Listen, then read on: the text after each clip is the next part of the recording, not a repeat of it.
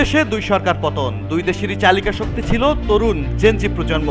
কিন্তু মুদ্রার উল্টো পিঠ দেখতে সময় লাগলো মাত্র ১.৫ বছর। হিমালয় কন্যা নেপালে যেখানে জেনজিদের জয় জয়কার, বাংলাদেশে সেখানে তরুণদের স্বপ্নের রাজনৈতিক দল এনসিপির চরম বিপর্যয়।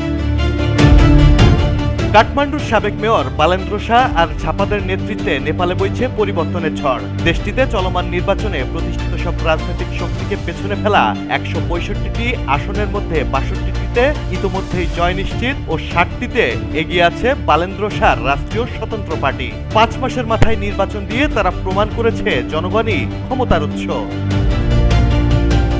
আর আমাদের বাংলাদেশে ডক্টর ইউনূসের হাত ধরে পরোক্ষভাবে ক্ষমতায় থাকা এনসিপি ১.৫ বছর সময় নিয়েও উপহার দিল এক বিভীষিকাময় শাসন। মব সন্ত্রাস আর উগ্রপন্থার আস্ফালনে সাধারণ মানুষের নাবিশ্বাস উঠেছে, ঋণের বোঝা বেড়েছে, নতুন করে ৩০ লাখ মানুষ হয়েছে হতদরিদ্র।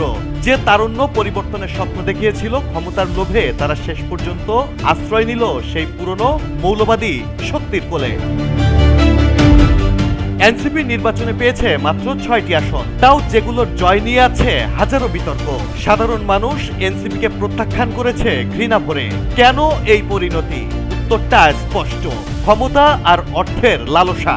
আদর্শের কথা বলে যারা রাজপথে নেমেছিল, গদিতে বসেই তারা মত্ত হয়েছে লুটপাটে। তাদের রাজনৈতিক প্রতিশ্রুতি ছিল কেবলই প্রতারণা।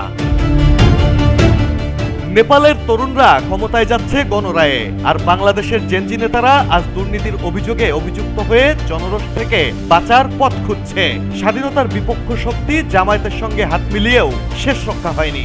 নতুন বাংলাদেশের যে সম্ভাবনা তৈরি হয়েছিল, এনসিপি নেতাদের ব্যক্তিগত উচ্চাকাঙ্ক্ষা আর নৈতিক স্খলন তার সবটুকুই ধূলিসাৎ করে দিয়েছে।